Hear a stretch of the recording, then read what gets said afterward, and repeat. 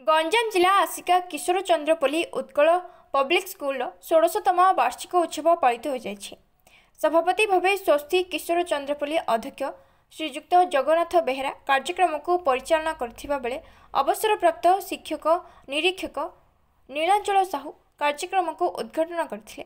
मुख्य अतिथि भाव शिक्षा नबीस सुकांत कुमार चौधरी, मुख्य वक्ता भाव विप्लवी कवि अग्निवीणा प्रफुल्ल कुमार माझी, सम्मानित अतिथि भाव वरिष्ठ कवि और साहित्यिक तथा ओडो गाँवर प्रधान शिक्षक शरत चंद्र षडंगी प्रमुख जोग देथिले। एही अवसर में विद्यालय विभिन्न क्रीड़ा और प्रतियोगिता शीर्ष स्थान ग्रहण करथिबा कृति छात्र छात्री मानकु सील और सर्टिफिकेट दे सम्मानित करा जायथिला।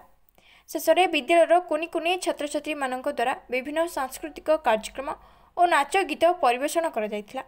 एही कार्यक्रम में विद्यालय अध्यक्ष जयराम नायक, उपाध्यक्षा प्रमोदिनी साहू समेत समस्त शिक्षक और शिक्षयित्री माने सहयोग करथिले।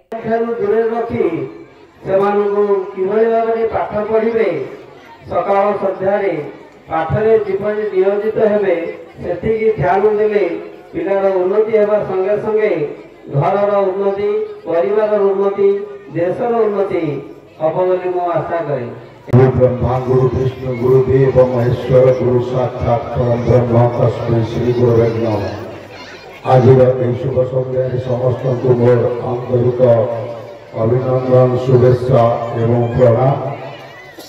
पिला माने नाच करने बर्तमान व्यस्त पुरस्कार नहीं सारे आउ जो पिला माने भी पुरस्कार ने से भी व्यस्त। आम बापा माँ मैंने पिला मानकर नाच देखा भी आम भी व्यस्त। आम अतिथि मैंने बहुत दूर आसचु आम जावाई व्यस्त। यही व्यस्तता भितर आम निश्चित भाव में कम समय आम अभिभाषण आम रखू। मु छात्र मान गोटे पद, गुरु मान गोटे पद, बापा मान गोटे पद रखी मोर वक्तव्य शेष करी। मु छात्र मान समस्त छोट छोट पिला माने प्रथम आमर केजी एलकेजी जगन्नाथाय नमः। जगदानंद गंगाय प्राणतार्थे हरायते नीलाचल निवासाय जगन्नाथाय नमः। आदिर बसंत ऋतुर शीतल सन्धारे आदि शिवसिद्ध मधुकर समय षड़ ऋतुर सांसारिक पर्यायक्रमे रस उत्सवर 16तम वार्षिक पुरस्कार वितरण दिवसे उत्कल माटीर उत्कल विश्वविद्यालय मंचरे मंचस्थ होता आमर अतिथिगण